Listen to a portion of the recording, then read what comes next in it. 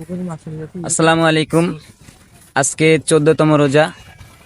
তো আসরের নামাজ শেষে আমরা এদিকে আসলাম একটু ভিডিও করার উদ্দেশ্যে। ওহে মায়াবতী, এত মায়া বাড়িয়ে কি লাভ? একদিন তো নিজেই হারিয়ে যাব। এই অ্যাঙ্গেলটা একটু নিচে হইতে পারে। এই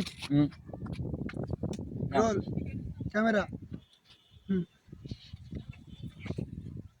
ওহে জনাব, মেয়েরাও ভালোবাসতে জানে যদি মানুষটা বয়স্ক আর সরকারি চাকরিজীবী হয়। ধন্যবাদ।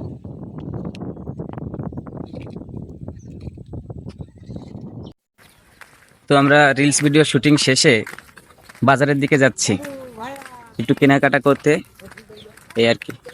তো ফিরে এসে আবার আমাদের জামে মসজিদে ইফতার সারবো। আমরা বাজারে পৌঁছে গেলাম আর এসেই বন্ধুর দোকানে একটু দেখা করলাম।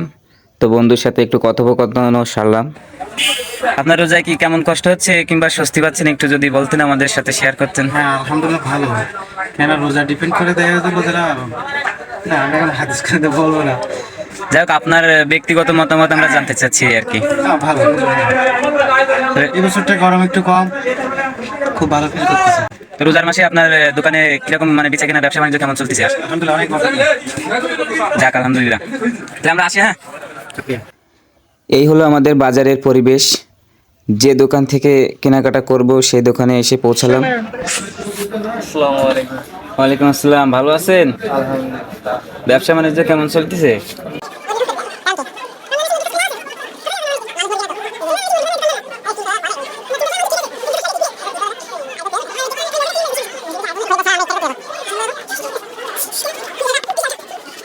কি তো সেলায়ন ওই সেলাই কই?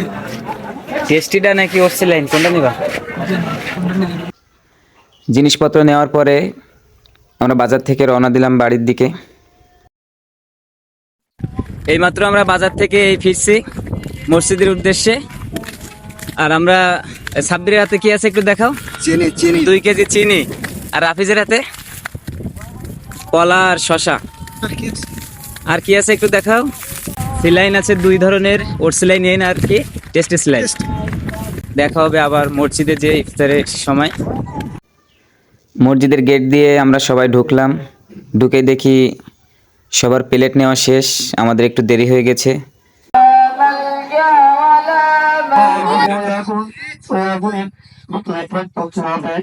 এই হচ্ছে আমাদের মসজিদের ইফতারির পরিবেশ।